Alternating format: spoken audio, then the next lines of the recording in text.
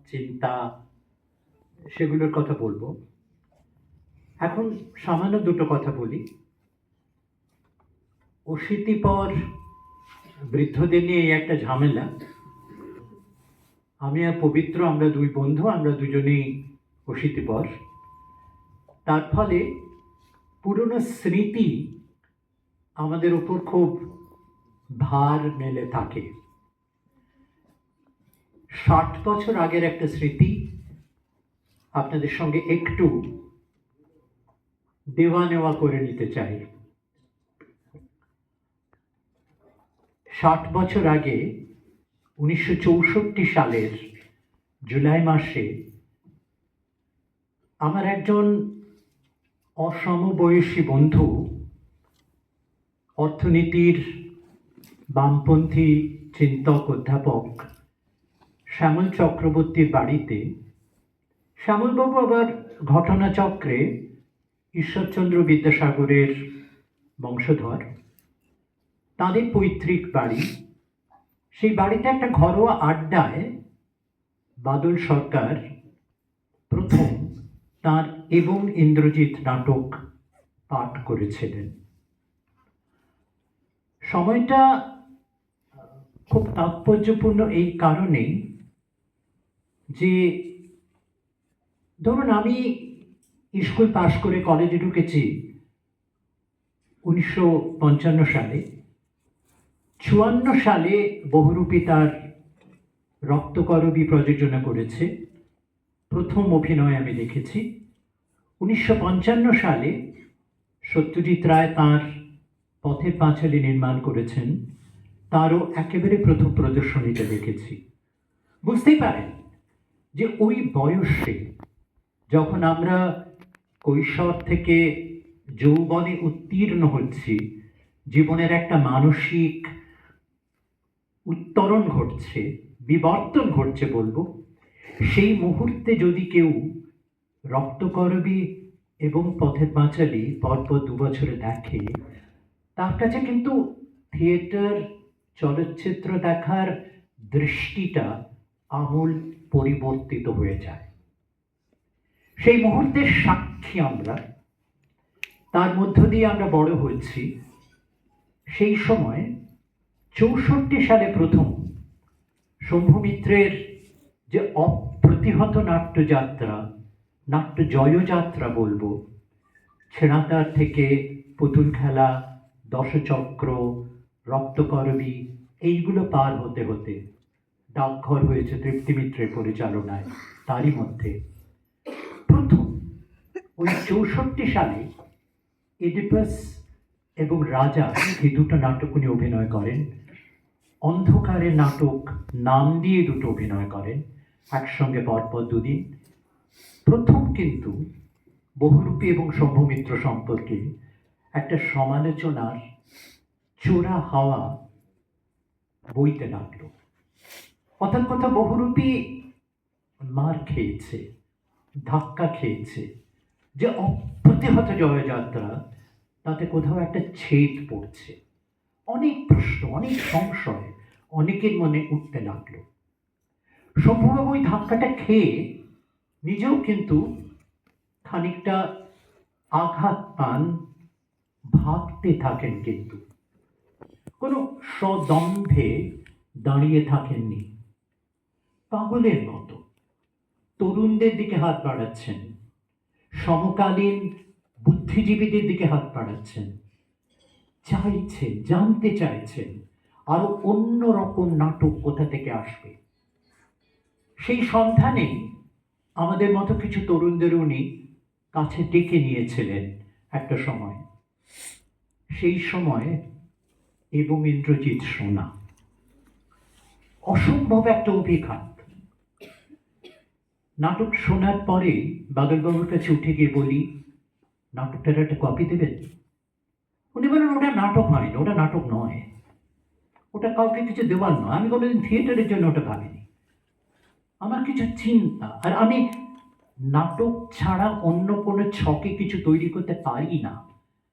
তাই সেই চিন্তাগুলো ওই রূপ একটা পরিগ্রহ করেছে মাত্র। ওটা থিয়েটার না, ওটা থিয়েটার করার জন্য আমি করিনি, ভাবিনি। কিছুতে দিতে চান না, জেদ করতে থাকেন। প্রচন্ড জেদ করে তার 7 দিন পরে উনি 3 বছরের চাকরি নিয়ে নাইজেরিয়াতে চলে যাচ্ছেন নগর স্থপতি। তার আগে নাইজেরিয়াতে একটা গৃহযুদ্ধ হয়ে গেছে, ধ্বংস হয়ে গেছে দেশটা। সেই বিধ্বস্ত দেশে একটা সুপরিকল্পিত নতুন শহর বাদলবাবু তৈরি করবেন নগর স্থপতি হিসেবে। বুঝতেই পারেন যে নগর স্থপতির কাজ শুরু হতে পারে যেখানে নগরে কোনো চিহ্ন নেই। একটা গৃহযুদ্ধের ধ্বংসস্তূপের ওপর একটা আদর্শ নগরী তৈরি করবেন বাদলবাবু। সেই করারে 3 বছরের জন্য নাইজেরিয়া চলে যাচ্ছেন 7 দিন পরে। আমি জেদ করছি, আমার মাথায় চিন্তা যে এই নাটকটা আমি শম্ভুবাবুর কাছে পৌঁছে দেবো। কিছুতে রাজি হন না। আমি বলি যে এই রকম আর কোনো নাটক আপনি লিখেছেন? কারণ তার আগে ওর প্রথম পর্ব যেটা বাদলবাবু, সে নিয়ে অনেক আলোচনা এই দুদিনে নিশ্চয়ই হবে, যেটা তার হালকা কৌতুক নাটক লেখার যুগ। সেই নাটক আমি দেখেছি, ওর অভিনয়, ওর পরিচালনায়, ওর প্রথমা স্ত্রী পুতুল সরকারের অভিনয় সমৃদ্ধ, চমৎকার অভিনয় করতেন পুতুল দি। সেগুলো আমার দেখা হয়ে গেছে। সে নাটক অন্য নাটক, কিন্তু এই নাটকে জাত আলাদা। আমি বললাম যে এইরকম নাটক আর লিখেছেন? একটু ভেবে বলেন, 2টো ছোট নাটক লিখেছি। আমি আমার শোনাবেন? হ্যাঁ। আমার বাড়িতে এলেন আমার বন্ধু নাট্য সমালোচক ধরণী ঘোষ আর আমার মা। আমরা শ্রোতা শনিবার আর সারা রাত্রির এই 2টো নাটক পড়ে শুনি। শনিবার তেমন কিছু আমাকে ধাক্কা দেয়নি, তার মধ্যে চলচ্চিত্রের রসদ ছিল। সেই রসদ ভাঙিয়ে ওর বন্ধু বারিধর, তিনি ছবি তৈরি করেন। বাদলবাবু অভিনয় করেছিলেন, ছবিটা হারিয়ে গেছে। আর সারা রাত্রির অসামান্য একটা নাটক। কিছুদিন আগে অপর্ণা সেন তার চিত্ররূপ দিয়েছেন, চমৎকার চিত্ররূপ। অঞ্জন দত্ত অভিনয় করেছেন, অঙ্কনা অভিনয় করেছেন। আমি সেদিনও জেদ করতে থাকি, দিন না। এবং ইন্দ্রজিৎরা নাইজেরিয়া যাবার 2 দিন আগে আমাকে বলে যান, ঠিক আছে, কপি করে দিয়েছে। মনে রাখবেন, তখন কিন্তু ফটোকপির যুগ আসেনি, ফটোকপি যন্ত্রই নেই, তাই হাতে করে কপি করতে হতো। সেই কপিটা আমাকে পাঠিয়ে দেন, আমি শম্ভুবাবুর কাছে পৌঁছে দিই। শম্ভুবাবু 7 দিন পরে, 7 দিন না, 4 দিন পরে আমাকে ফোন করে বলেন উনি করবেন, খুব ভালো লেগেছে, উত্তেজিত। আমি বাদলবাবুর নাইজেরিয়ার ঠিকানা দিই। শম্ভুবাবু ঠিকানায় চিঠি লিখে অনুমতি গ্রহণ করেন, কিন্তু ইতিমধ্যে কোনো রকম অনুমতি না নিয়েই সৌভনিক নাট্য সম্প্রদায় এবং ইন্দ্রজিৎ মঞ্চস্থ করে, বিপুল জনপ্রিয়তা লাভ করে। এবং ওই সৌভনিকের এবং ইন্দ্রজিতের সূত্রে একটু আগে উল্লেখ করা হয়েছে, আপনাদের উপাচার্য বলেছেন গিরিশ কানাড ইংরেজিতে অনুবাদ করেন হিন্দি থেকে, এবং সেটা মাদ্রাজে অভিনীত হয় গিরিশ কানাডের পরিচালনায়। গিরিশ নিজে অভিনয়ও করেন, পরে প্রকাশিত হয়। প্রকাশ করাটাও অক্সফোর্ড ইউনিভার্সিটি প্রেসের সম্পাদক হিসেবে আমি প্রকাশ করি গিরিশ কানাডের এবং ইন্দ্রজিৎ ইংরেজি অনুবাদ। তারপর একটি ইতিহাস হয়ে যায়। আর অনেক পরে একটা আলোচনায় বাদলবাবু বলেছিলেন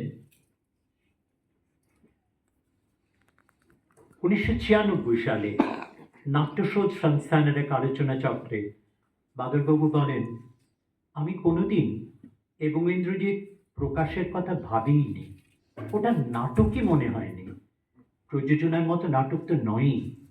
আমি তাই ভেবেছিলাম শ্রমিক জেদ না ধরলে ওটা বছরের পর বছর আমার ড্রয়ারেই পড়ে থাকতো। নমস্কার।